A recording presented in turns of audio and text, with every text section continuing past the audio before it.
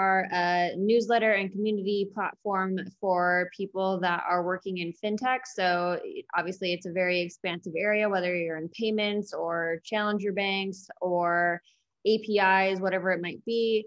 We have a newsletter that will keep you on top of everything Charley actually writes for us. And then we also have a community that a number of people on here are a part of as well, where you can ask questions to others in the space, network, stay on top of events that are going on, and all that fun stuff. So definitely been a busy year, and I am excited to help more people break into the fintech space or potentially change careers in it as well. I'm joined by Ambika, and I didn't know you when we were both at Bloomberg, but we were both at Bloomberg before going over and starting our own company. So she is the founder of Zeit. So they're a career path discovery platform offering personalized coaching, digital sprints that help people identify and make career pivots, hence why we wanted to do this event together. We have Trevor Marshall, who is at one of the early employees at Current, the Chief Technology Officer. We have Colleen Wenk, who does HR at Row Business Banking, another New York-based startup in the business banking space. And then we have Charley Ma, who is one of Plaid's first employees. He is now at Alloy, leading up the FinTech initiative.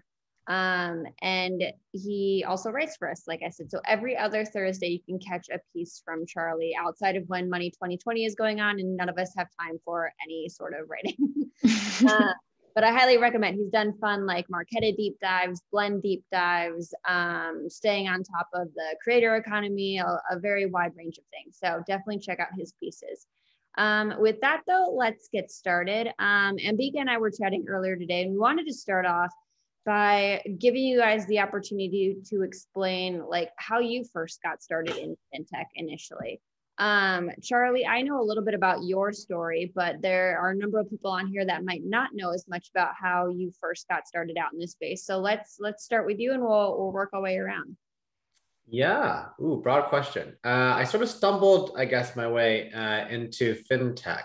I kind of weirdly starts in college. Going into college, I thought I wanted to get a PhD, MD in biophysics. That's why I went into the school and the program that I did. And my senior year, realized that I didn't know that you could actually go into business and do business things post undergrad. Didn't know that was a thing. And two, realized that I didn't want to do research for the rest of my life. And so I basically then I was like, let me take my resume. I'm going to apply to every single job that I can find. And I found this rotational program at JP Morgan that for some reason hired me. And so I got to join JP Morgan coming out of college in this rotational program, specifically focused on treasury and security services. So pretty boring stuff. But I did a couple of rotations in a bunch of payments things. And while the job itself was a little bit boring, I became really interested in the fact that there's these like billion-dollar businesses that I've never heard of, powered by mostly Excel sheets and dead programming languages. And I was like, oh, wow, if you actually apply some technology here, I think there's like interesting companies to be built. So that's how I eventually kind of went down deeper into payments. I did more R&D, product strategy stuff at JP Morgan. And eventually I found my way to Plaid and have stayed in the startup side ever since. Very cool. Colleen, how about you? Because I think you're a little bit newer to fintech in particular, right? You've done startups before, but this is the first fintech startup you've been at, right? Yeah, so I'm very new. I joined Row this year. I started my career in recruitment in more traditional marketing. So in like the agencies and brand consultancies, I worked across recruitment and HR, and I kind of stumbled into tech. I worked for a bootstrapped tech-enabled media agency that exited to WPP in 2015. I fell in love with building. I had worked in a lot of big agencies where a lot of process and program was handed down, and it always felt like you were kind of executing someone else's plan. So for the first time when I was at Essence, I was able to actually create and build, and it was really exciting to me. From there, I went and worked the past 4 years at an e-commerce marketing startup, actually in Philadelphia, and helped them scale from 50 to a little over 200 folks in under 4 years, and decided to make a career change this year. Wound up speaking with Everett and Alex at Row, who are awesome. And I'm excited to be here because I think in the little time that I've been in the industry, it's a great one. The people are amazing and there's a ton of unique problems to solve. So excited to help people who also want to make a transition. And Trevor, you made the transition more from like a finance background into fintech, right? Yeah, sort of similar to Charlie. I started my career at Morgan Stanley, where I was doing foreign exchange trading. And actually, the guy who hired me at Morgan Stanley is Stuart Sott, who, he's been my boss through 4 companies. In 2014, he left Morgan Stanley. I followed him. Actually, to back up slightly, like the reason I joined a foreign exchange desk was coming out of college. I was super excited about this new thing, Bitcoin. I wanted to bring it, and it was like, oh, foreign exchange, like currencies. It made like sort of a rational sense to me, of like, oh, maybe I can make something happen here. Which I wasn't able to do that at Morgan Stanley, but I was able to sort of get under Stuart's skin a little bit about what was so exciting here. So when he left, we did a couple of projects together before we started Current in 2015. And yeah, I've been doing this now for 7 years. So it's like the bulk of my career. Wait, I had no idea that you followed Stuart for a number of roles. I knew that you guys knew each other, but I didn't know that he was the one that had hired you. And then there were 2 other companies, it sounds like, that you had worked at with him before. Just out of curiosity, what made you want to follow him so much? I had an immediate sort of bond in mentorship with him. He represents so many of the things that I aspire to, in terms of the way that he interacts with people, the way that he sort of thinks about team structures. And I could tell, like, pretty much from the day I met him that, like, this was someone I wanted to sort of latch onto. And I've learned a tremendous amount from him, and I continue to do that. And we're, I guess like 10 years into knowing each other, and I think, we're very close in that sense. That's awesome. Actually, I'm just going to chime in too quickly, because I realize how I have a pivot from the world of finance as well. That's worthy of sharing, which is, I started off as an analyst for Oppenheimer funds many years ago. And I was doing stand-up comedy at night, which turns out you have to be really funny to be a comedian. So that career was stopped short, but it led me to pursue a lot more creative pastures, from marketing to product, where Julie and I intersected at Bloomberg, to entrepreneurship now. So I love all these different eclectic paths leading up to where we are today. It's awesome.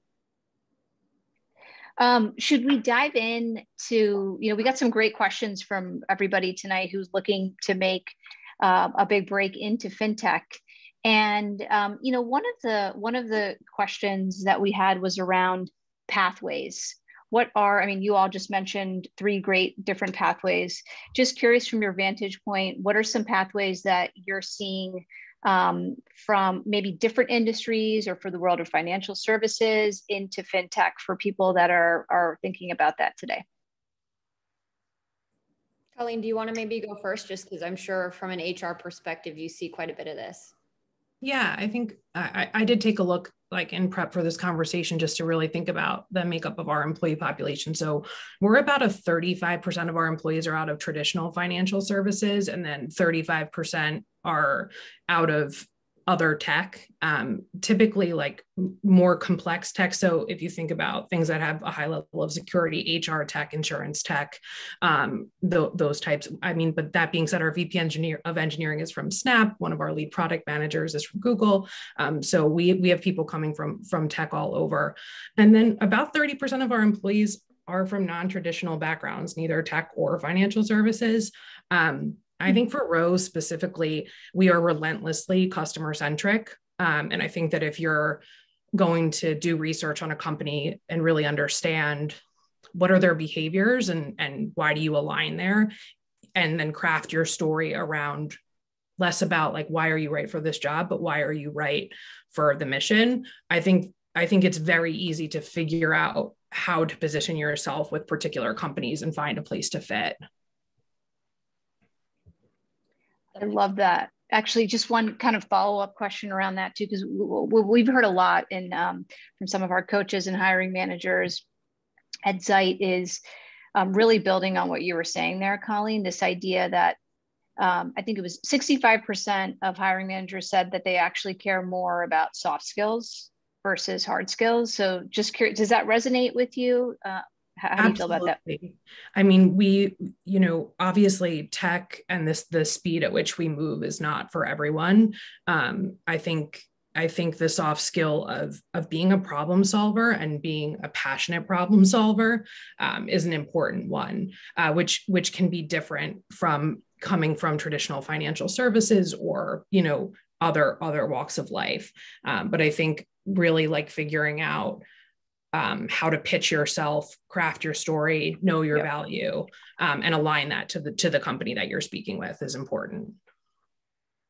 Yeah, we definitely see that's like definitely I would say generally the priority is that the culture fit, and we hire against sort of team values that we've had for a little over 5 years.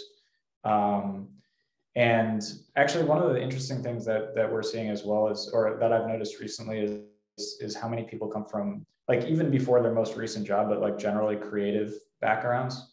Like before I went down the route of like math and computer science, I was starting to become a professional musician. And when I bring that story up to people, they often go, "Oh, actually, yeah, that was like something that was in college. I was like very serious about that."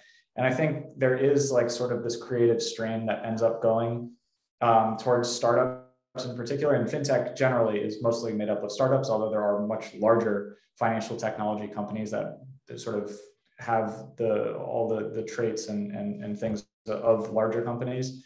But I think that creativity of like imagining what could be is a big part of what brings people to startups. And so that's something I've definitely noticed, especially like not everyone's like going to tell you up front that like, oh yeah, like I was a really like serious musician, or like I paint or whatever it might be. But like when you get to know people, I've found that that's a pretty common trend or trait. I think, Trevor, to piggyback off of that, the other thing about a lot of people who have creative endeavors, right, is a passion and resilience.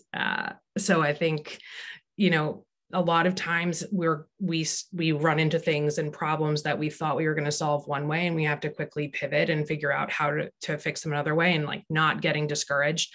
It's a good metaphor for a career transition, right? So I definitely would value someone who's energetic towards a pivot, because it tells me that they could come in and use that same energy towards, our product and our customers. Charley, I think the other interesting dimension that I'd probably add for backgrounds, it probably also starts to differ and change depending on the stage of the company, and also the DNA of the company. Like fintech is extremely broad, and the problem sets and skill sets that you need for one type of fintech company could be different than another. Like for example, when I was at Plaid, at the time, it was also impossible to hire people with fintech experiences because fintech wasn't really a thing to a certain extent. And so, and also to a certain extent, like our product at the end of the day was a data product. So the majority of our engineers came from working on similar type of scaled systems, products, data engineering backgrounds that we need because we were inherently a data product, an API product, and developer experience. Our sales teams, a lot of them actually did not come from financial services backgrounds, but they did have expertise in selling a more technical product or working with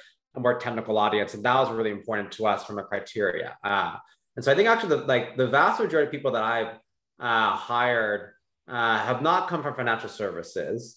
And it's funny because sometimes it could be positive, also could be negative. I think it depends on how you position yourself. But I've definitely come across people that, I come from a bank and I work from a bank, and that can actually be viewed as negative depending upon how much you enjoyed maybe working within that bank and that type of construct, versus those that can take that context but put it into a different shape or form within a tech company.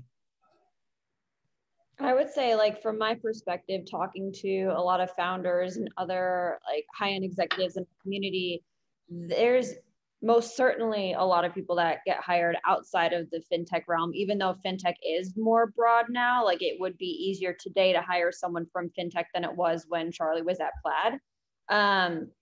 But I'd just say that because whenever I talk to these founders, they're saying things like, oh, like, does anyone have any really good resources for people that know nothing about fintech? Like they were an engineer at a SaaS company before or something, and like they're great at what they do, but they don't really understand what fintech is. Like, is there like a good 101 course that I can send them to? And that just shows me that there's a lot of great talent out there sitting outside of fintech that does want to, in fact, break into it. Yeah. And I think the other thing is that, I mean, it's such a competitive market for talent. Like obviously a lot of companies in tech are well funded. We're all under resourced and we're trying to hire and compete for hiring or whatnot. But on the flip side, if you're constantly hiring for like known entities, like call them, like people that have the exact perfect unicorn background that fit every single criteria, your perfect dream sort of experiences, like one, those people are also just very expensive, frankly. And you can't just hire hundreds and hundreds of those people. And two, you kind of want to be able to find people that are a little bit more undiscovered. And so I think a lot of it, which we started talking a little bit, is like, how do you give that signal? If you don't come from, say, an obvious background, like there's ways I think you can position your candidacy to provide that signal for what like companies are looking for, that, oh, hey, like I want to take a shot on this person. I think they're going to be great in XYZ thing for the role that we're hiring them for. I love that. Maybe that's a good segue to dive into that chapter. There's kind of two things I'd love to talk about, kind of the transferable skills, which we're all talking about now, and the best way to really market and position those skills. Like how have you seen that done well? What do you look for when you bring on talent, especially that are, outside of the fintech space? Yeah, I can give one example. One thing that I think candidates don't do, which I find kind of funny, is like being able to answer why this company, but like having a good answer around it. Like I actually find like 95% of applicants, when they're applying onto the job list, it's like a generic cover letter, it's a generic why this company answer. But like more often than not, like a big reason as to why do I pick out of the 100 people or so on the resume book that apply into the role, like why do I pick someone off the top? It's usually not necessarily because of the background, but usually it's because there's an interesting why are they interested in this role and company answer. And I think it's actually worth spending like a little bit of time doing research before you even apply.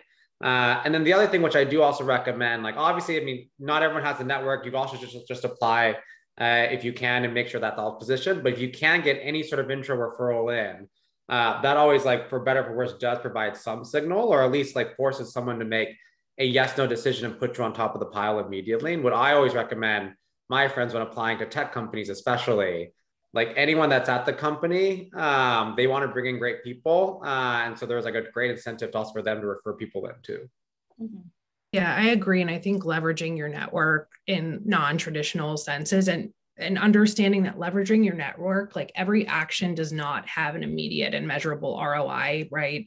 Like that it has to kind of be a constant. If you're really passionate about making a change, have as many conversations as possible in as many different industries, because a lot of founders are talking to each other. A lot of salespeople are talking to each other. Engineers are passing along referrals. So just if you don't have a direct foot into fintech, like you could talk to as many people as possible, and really maximize your network. I think leveraging your network, especially given the past 2 years during COVID, when there's been less in-person events and happy hours and different things where you would have traditionally connected, puts us all a little bit outside of our comfort zone, in that you have to kind of think of less traditional ways to network. But again, going back to what Trevor said about like bringing the energy, creative energy, it applies to networking as well. There are so many times that one of our founders will come to us and say that they were introed to someone through someone through someone. So, don't give up and just keep networking. That's such a good point too, because like literally any job I have ever gotten, I've gotten it because I've known somebody. Like, not to say I'm bad at what I do or anything, but there were always other people that were just as good as me, but I got it because I knew the right person. Same thing, like Trevor is amazing at what he does, but had he not worked with Stuart before, he probably wouldn't even have known about Current when Stuart and him were coming up with the idea, So I think that networking is by far like the most important thing. Totally. And, you know, one other thing just around skills, because I'm also curious, there are certain roles that are kind of non-negotiable that you need the hard skills, right? Like developer is probably the best example, or being a data scientist. What are certain roles or certain hard skills that you really like to see versus ones that you are kind of feel can be learned on the job? I think there's definitely, and a lot of candidates actually, engineers in particular, because that's who I spend a lot of time interviewing generally. But a lot of people think that they need to have financial experience to work at Current. And I think that's like, it's funny when I hear it, because it's like, maybe it's because I've given the same answer so many times, but it's like, you really, like, there is very limited advantage, because every single fintech company, the reason they exist is because they've solved like an extremely niche thing that there's like domain, like if it's a successful company, they've attacked like a very specific thing and gone super, super, super deep. So it's like someone joining Current, for example, like I don't expect them to know, nor would it be helpful if they knew the exact ACH format and like the way that we parse things and like all of like sort of the very current specific things that make us successful as a technology company. And so then you fall back on, well, all of those fundamentals, like for engineers, like what are your sort of your approach to system design? What are your thoughts on like collaboration? Like actually most of our engineering process is a collaboration process. And most of what we're measuring is like communication and ability to work through problems in a collaborative way. But the same thing goes for all of the other roles that we hire for, like whether it's marketing, finance, product, different parts of product, like we look much more towards sort of ways of thinking rather than what you know. And that's like, that drives pretty much all of our interview processes. That's awesome. Those are, I mean, collectively such a great set of tips for people looking to break in, both like Charlie's thought around like why this company, demonstrating that you have the passion for this place, crafting your story, Colleen, as you were saying, to be really specific about, why you would be good at this place, like finding a way to really draw on your transferable skills.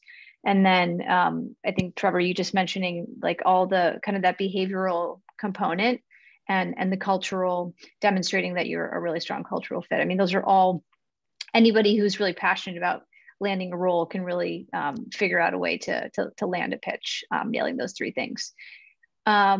So I did, not to backtrack a little bit, but Julie, I wanted to, put you on the spot, because I think who better to kind of paint a picture of the fintech landscape than you. And I know that you were a pioneer in doing it at Bloomberg Media, but would love, because I know people who had questions around just better understanding the fintech landscape. Like, what are some of the different categories or verticals? How do you look at it today? I mean, fintech really is sort of everywhere at this point. But I would say that like the main breakdown would be like payments, crypto, DeFi, which you could kind of bucket in with crypto if you wanted to. InsurTech, a lot of people include in there as well, with companies like Lemonade, Metromile, and others. Challenger banks, both from the consumer standpoint and the business standpoint. API, Plaid was obviously a pioneer there, but it's a massive space that there's a lot of other companies making big headway there, just given how much connectivity there needs to be between banks and retail and fintech apps and just, everything at this point. Basically, like, I don't know, it's hard to describe, but anytime you're integrating financial data or personal information with something, there's an API involved in that. And it's a massive space at this point. But I would say, like, given that it's so big, investing, another one, like robo-advisors, as well as trading platforms. It means that there are a lot of roles that need to be filled, which is really good news.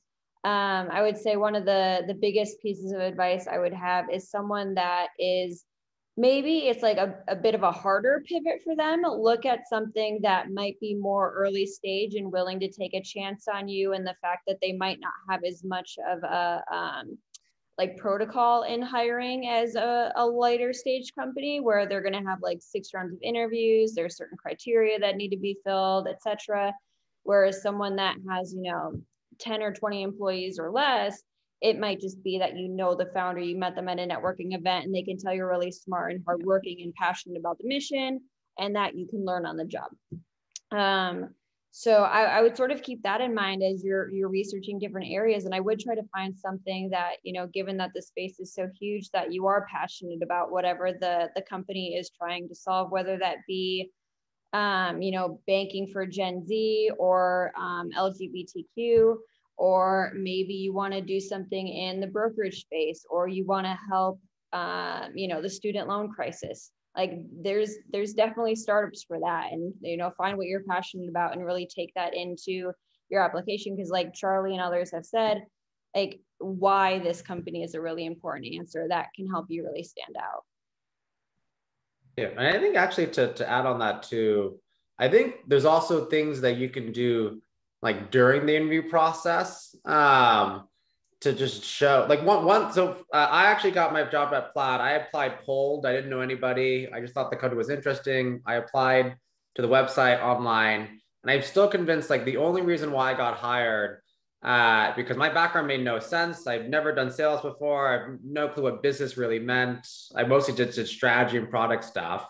But I tell this story a lot where I think the reason why the founders ended up hiring me was like, one, I was weirdly passionate about their business, and they were a small company, and they're like, that's weird that you even know we exist. And then two, I remember the one thing that I kept trying to do was I just need to prove that I can do the job that you're hiring me for.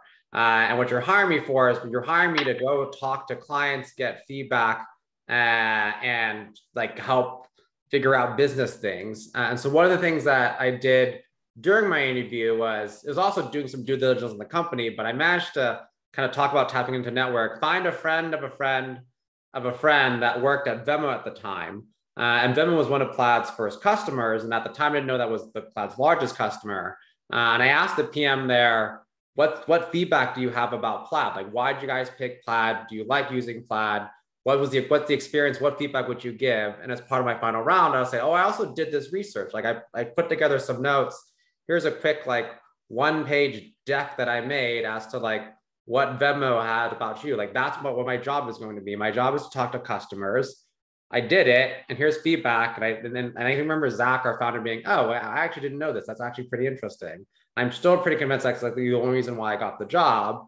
And I think a lot of candidates miss that opportunity. I think I get a lot of resumes coming in saying, oh, if you just hire me, I will like prove myself. I will learn and do all that stuff. But I think there's like these like high leverage things where you can invest a little bit amount of time, which is like just some research, maybe tap into a little bit of the network, talk to people, and demonstrate like, can you actually do the job that they're hiring you for? And if you give that signal in an interview, like that's stuff that I can point to concretely being say, like, yeah, if I hire this person, like, and I give them the resources and everything, like they're going to be amazing at the job. I think that connects back to what you said earlier, Charlie, about people who are applying just to fintech, which is such a broad scope of companies, right? Quality over quantity applies here, where the quality of your outreach and your application, it's much better to spend a significant amount of time focused on a short list of companies and roles than to kind of, you know, this wide swath of I'm going to send my resume everywhere and hope that it gets in. Be thoughtful about how you're spending your time, because career pivots it's a big time investment and you have to really be all in. Yeah. What an awesome story. That's just that. I think that's just such a powerful way to move through the interview process and stand out, you know, especially when it is super, super competitive. You know, so, you know, I'm curious to get everyone else's take here. Julie, you mentioned something about kind of earlier stage versus a later stage startup. And I think a lot of people are asking themselves, how should I think about stages, and where I have the kind of greatest probability to get my foot in the door? Curious to kind of get everyone's take on it, because we've also heard that like more established companies maybe have less risk now, so they can take a chance on kind of training people on the job. But yeah, what are some of your thoughts in terms of the risk or appetite to bring on someone? Well, I'd love to get Trevor's point of view on this one, since he's been, you know, obviously at a company since its very, very early days. And I'm sure that their hiring process has changed a little bit since then. How many employees do you guys have now? We have 150 now. And, but yeah, we were at 30 for like, or up to 30 for like 4 or 5 years. And the process, so the team values have been the same. So the overall process of hiring has been pretty consistent. But I do think like you do have to bring a different type of mentality to a very early stage startup. Like when we were, 2, 3, up to 10 people, it was very much like we were operating with there's no such thing as a job architecture. There's no sense of like career progression. Like none of that exists within the company because we're defining everything as we go. And over time, we sort of establish more of like, okay, well, this is how reporting works. Like here are all the things that most people actually get a lot of comfort from because it helps like answer a lot of unspoken questions of like, well, who do I listen to? And in what case do I do this? Like, so it's actually more, I would say like overall, the quality of people has always been very high, but there is like an element, there's a personal requirement at earlier stage companies. And that may become like a personal requirement to avoid larger stage companies or, vice versa. So there is sort of like this comfort of being surrounded by the unknown. And it's not just like the business unknown, it's the way you have to be very confident in your own self-worth at early stage companies, because you will not be given a promotion. You will not be given sort of like necessarily the direct feedback that falls within yearly review cycles, which we have now. And like we like all of these things like kind of grow over time. But I think that's like the biggest thing. It's really sort of like, what do you need to feel successful in your career? And if you can provide that own sort of like validation framework in earlier stage companies, you rest on that a lot more. And of course, like being around super smart people and you get that sense of like accomplishment.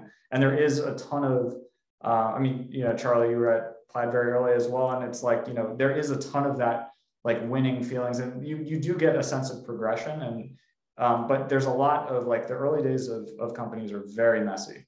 And so you have to be extremely comfortable being in that mess for a long time, for an undetermined amount of time.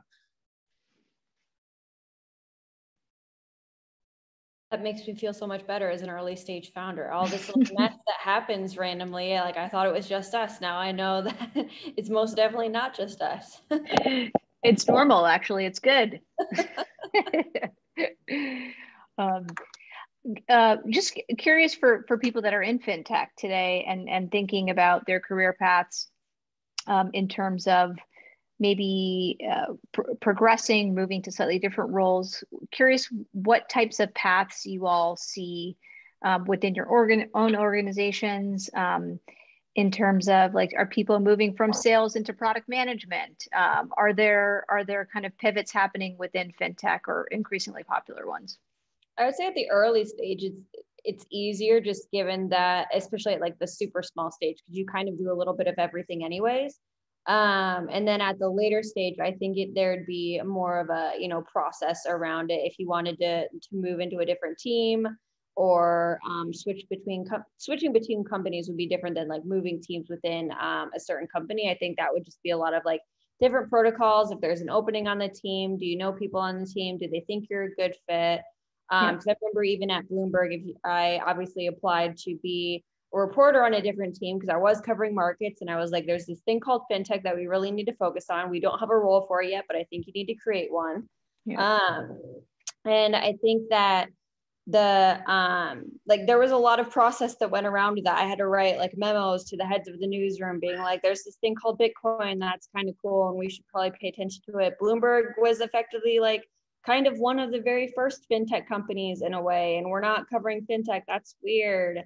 And thankfully it all worked out and everything, but like there was a lot that went on with that. Whereas if that was at like a 4 or 5 person company, it probably been like, oh yeah, like go ahead, give it a shot, covering it a little bit. We'll see how it goes. And that would they would happen in like a matter of a day.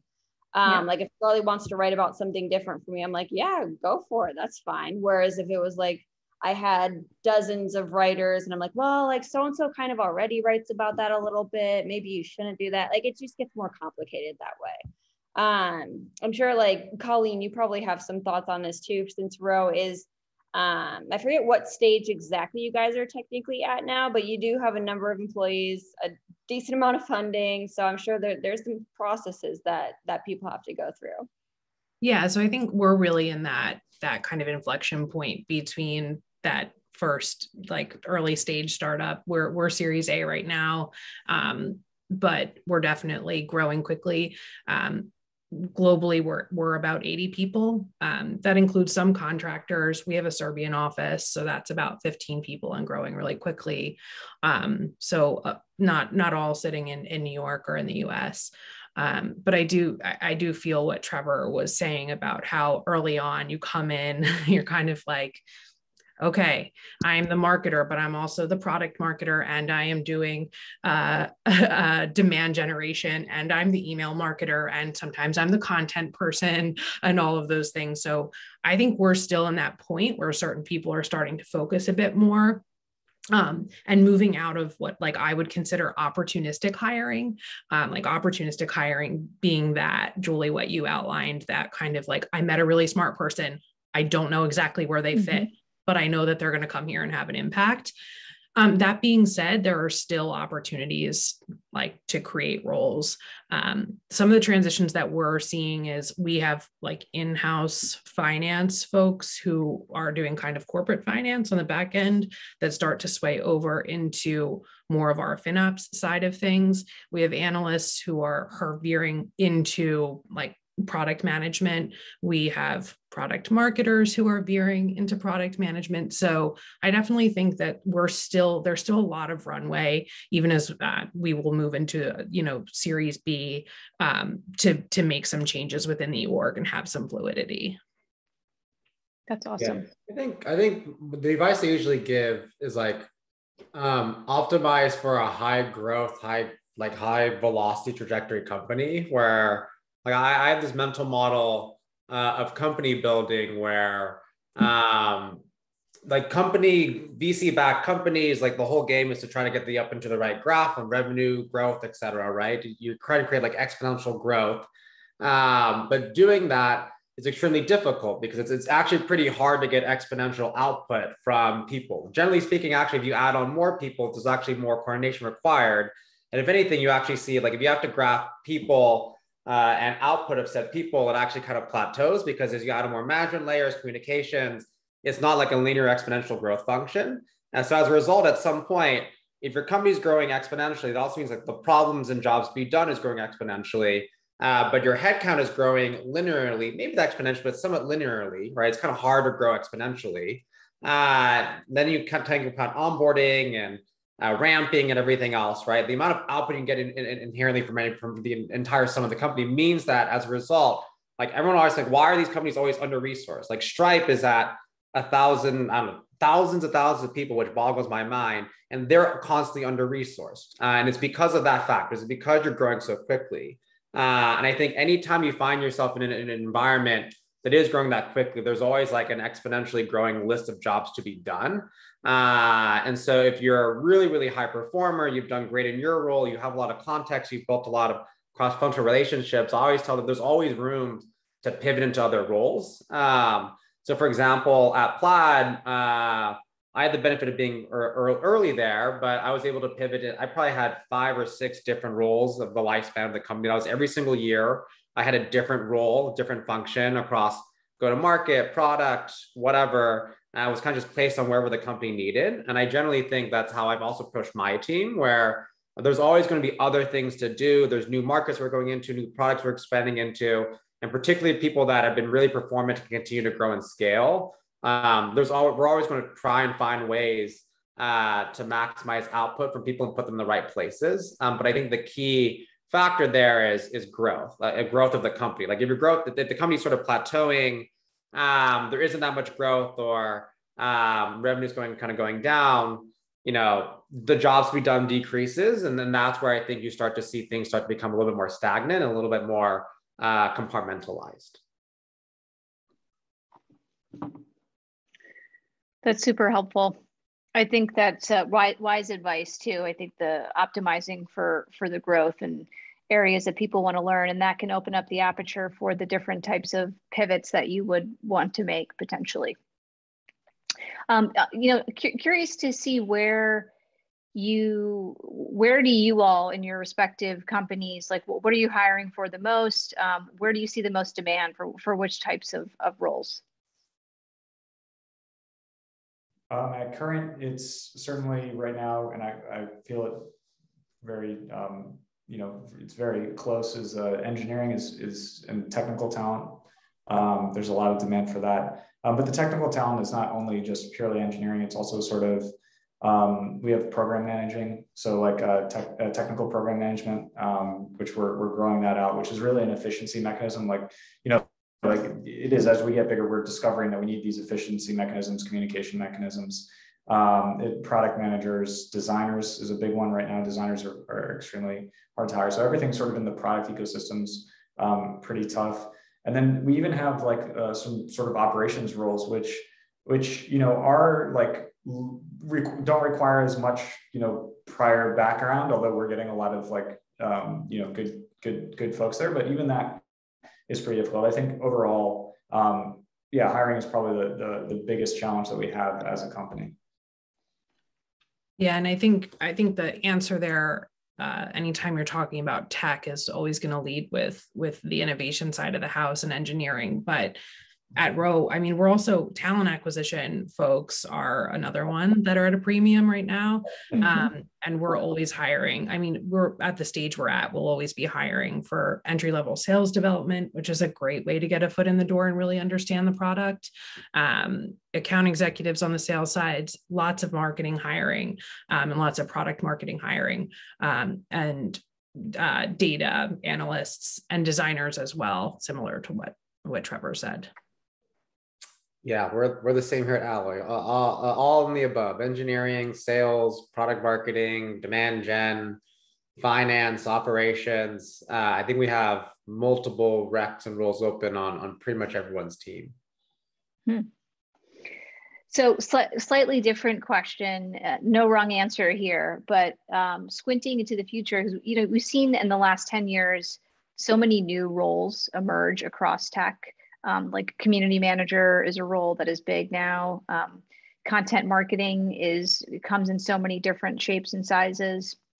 Are there, if you squint into the future, are there roles that you can imagine will be born, or new disciplines in the world of fintech? NFT guru, maybe. Yeah, I mean, that's probably like, I was going to say something around like, we have a pretty big influencer marketing practice here. We've got like, I think 5 or 6 influencer, like they do coordination and source new deals. And honestly, a lot of that will end up in the NFT world as well, because it's all about sort of direct trust and monetization of that trust. And it's the scarcity of the attention that they acquire. So it actually is extremely similar. So like, yes, is actually, Julia, like it is that type of thing that I think will exist. I was only half kidding.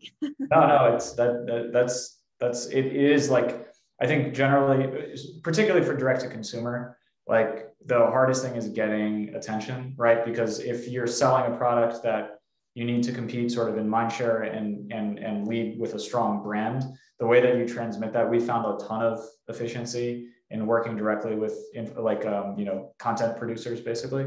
And the next leg of content production is sort of digitally scarce content production. So that is like actually like a natural next step, which is, it is sort of an extension of that community building. It's like ways of interacting and identifying, where attention is and being able to monetize that and like use it to your benefit to get your product out.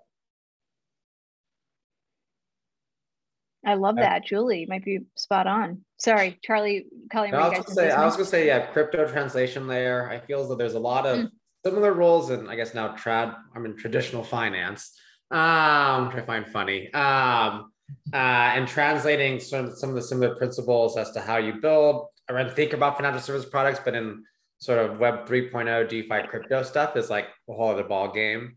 One thing that I think, one role that I think is underinvested in, really hard to find actually, is the sort of fraud and risk expertise. And I actually think there's a big opportunity there for if people are just kind of willing to roll up your sleeves and to learn. I think that is increasingly so, like a really, really key critical hire, particularly early on for any consumer company or any B2B fintech company. And even you add in crypto, there's a whole other dimension of fraud risk that opens up in crypto world.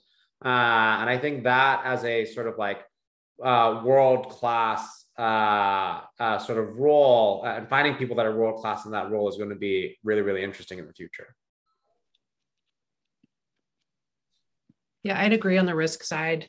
I think it's a less traditional path over to tech, right? People who are looking at risk all the time probably are a bit risk averse in terms of job pivots. And on the business banking side, like credit analysts and underwriters too, which is a less traditional tech fit, are another space that we'll be growing in. And I mean, another thing that we've touched on that, or like we haven't really touched on yet, is just that it's so much easier to like find roles at new companies given the state of the world these days. Like you can work remote or hybrid from a lot of places and a lot of different teams. Whereas before, if you wanted to work in fintech, you had to live in either like San Francisco or New York or like London, some major city. Whereas now you can live in a suburb of those areas. You could live like very far away from those areas and still be able to work there in many cases. So a lot of doors have opened in that sense that I think people would be remiss not to take advantage of. Yeah, absolutely. That's true. It's like there are no borders now, right? You could really work anywhere. That's really cool. Looks like we do have a question here about getting your all take around large tech companies and how they're approaching fintech. Google, for example, having deprioritized some of their neobanking strategies. Any thoughts on that? I mean, yeah, it's super relevant for us. I think generally what Facebook's doing with, or what Meta is doing, I guess, with Meta, or that whole like nice save. Yeah. I wouldn't want to go to court with Facebook again. But I think what they're doing is actually like, it makes a lot of sense to me. Like that approach, like the gaming approach to these new types of value networks. Like the dominant theme here is that Web3 is all about open data platforms, right? And so it's like you have a Bitcoin wallet. If you go and you ask a Bitcoin node directly, or if you go to blockchain.com, or if you look at you're seeing the same balance, right? It's natively open. And what's really exciting in what generally is referred to as DeFi is the financial applications that are being built in these open contexts. And so I think that's like that trend and the way that companies adopt that trend is something that we're building towards like pretty actively and something we're really embracing here at Current. I think that's going to be like the big thing, like doing just sort of the traditional challenger banking out of these organizations is sort of problematic, just because like, if I'm at Google, like 95% of my revenue is coming from ad sales, like where is the incentive to really like build that business in a way that like, we've been under the fire, like we've been pressure cooked into the product that we have today because it is our sole focus. And that's sort of the challenge of building these things. And even like banks building these things, it's a diverged focus, which makes things very hard because like what we're building is very difficult to pull off. And so unless there is that sort of compression and attention from like the existential threat of not being a company anymore, I think it's very difficult to fully roll that out.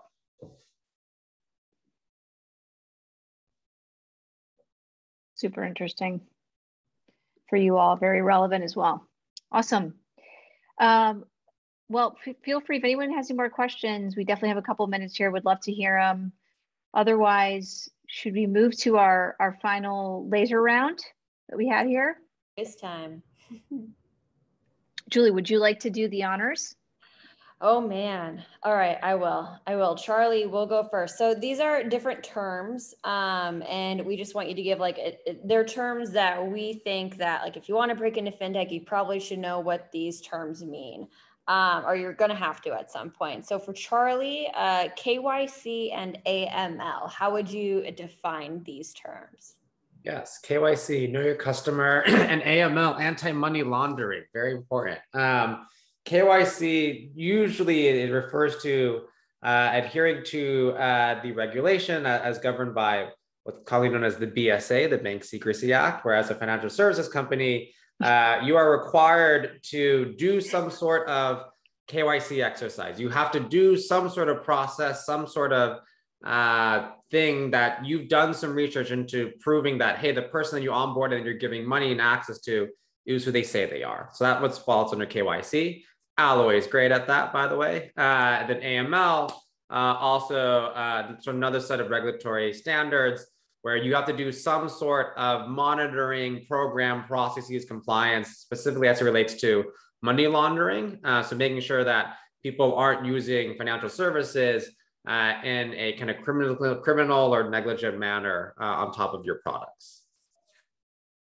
Then one for Trevor here. What is DeFi and TradFi for those that are in the chat?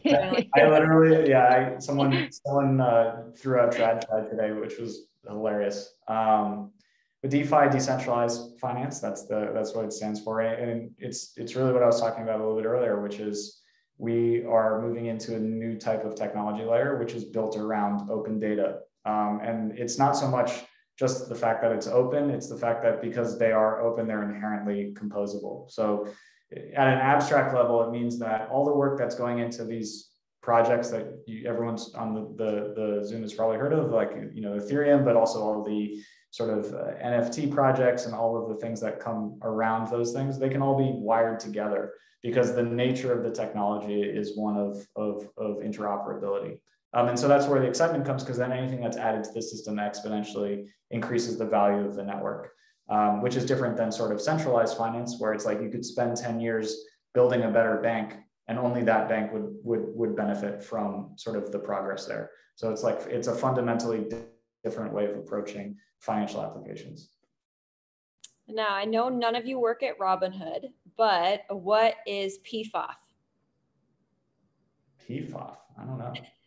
You don't know what PFOF is? Oh. Payment for order flow, but I don't know if I want to go into Robinhood stuff.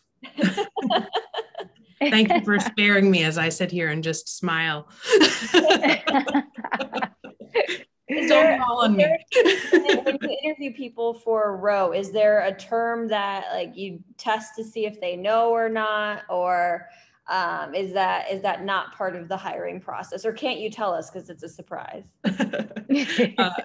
Not part of the hiring process. I am very test averse in interviewing. I think it's not my favorite approach to interviewing. So. This is a tough crowd to stump. I feel like we need to digitize these definitions and put them out on the FinTech Today website. There we go. Yeah, it feels as though one thing that you'll probably raise is joining FinTech or whatnot. Like it's also with finance in general, I guess. So FinTech isn't innocent of it. Just the amount of acronyms is kind of crazy. I'm sure you all probably have it. Like we internally have a internal dictionary of here's all the various acronyms and what it stands for. And even internally for all of our systems, we all have like these funny acronyms. And I feel as though you just kind of steal that from finance land too. So some things don't change too much. And Beagle will relate to this at Bloomberg. There were a bunch of different, not really acronyms, but things that you would say to people because you'd like type it on the terminal.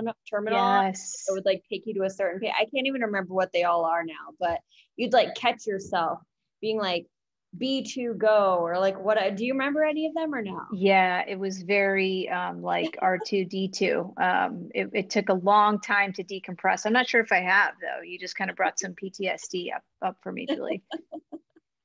That's amazing. BBM, yeah.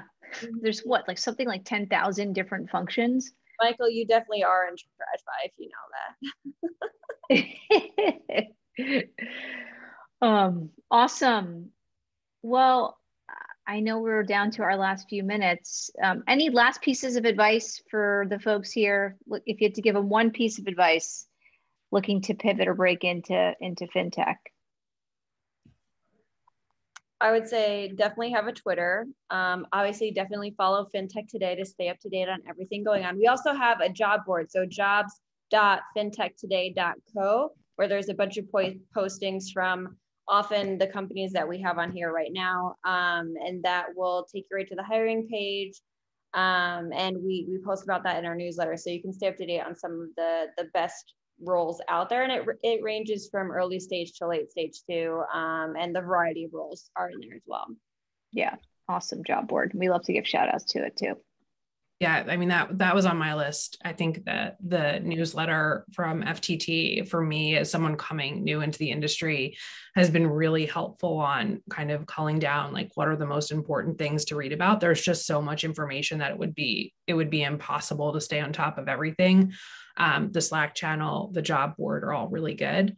In New York for women, New York City FinTech Women is a great group as well. So I think like I've already said it, but your network is there, and you just have to figure out creative ways to source it. And then also don't get discouraged. Like it is a candidates market, right? There are more jobs than there are candidates. And, just keep that in mind as you go out there, because, interviewing is hard and pivoting is hard. Yeah, I was going to say, be patient. This is something I don't talk about. Before I got to Plaid, I was trying to pivot out of JP Morgan. I applied to a ton of startups, a ton of tech companies, and didn't get offers at a whole bunch of them because my resume didn't make that much sense, I think, for a lot of tech companies in retrospect, or wasn't really positioning myself in the strongest manner. And a lot of it also isn't you as a candidate. Also could just be timing at the company. It could just be, hey, it just turns out we actually just hired, we met our headcount.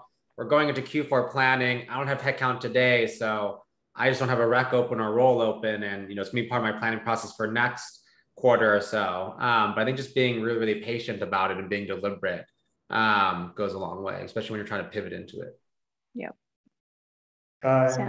Yeah, I'd say just this stuff isn't voodoo. Like everything is knowable. And so you can just ask. And generally, I think it really goes back to what I was saying is like, there is no, at least at Current, and I'm sure at most places, there is no expectation of prior finance experience. There's no expectation of sort of knowing the language of this stuff because it is also specific. It is also obscure, and it's only relevant when you're actually here. And generally, the way that everyone talks about different parts of the systems is unique to that place as well. Like I can have conversations using the same language with different people, and it might mean something different because they have a different perspective or how it's implemented at that place. So don't be scared of thinking that you don't know enough to work in the industry. Awesome, thoughtful advice. Thank you all so much for such a great discussion and these wonderful tips and really authentic stories and being so honest and open. And Julie, thanks so much for having us and letting us, share a little bit more about Zeit, and to the extent that we can help people with our coaching and sprints, we would love to. And you can check us out at the Zeit.co. But just wanted to say thank you so much. Thanks for organizing this with us. This was great. I learned a lot about, different pathways that, people that I admire a lot have had in the space. So this was informative to me as well. Awesome. Thanks to everyone who joined too. And we will follow up with the recording. I know a couple people asked, so you don't have to worry about taking all those crazy notes. We'll send you a recording so that you have it for reference. Awesome. Thank you so much. Good night. Thanks so much, everyone. Good night. Night.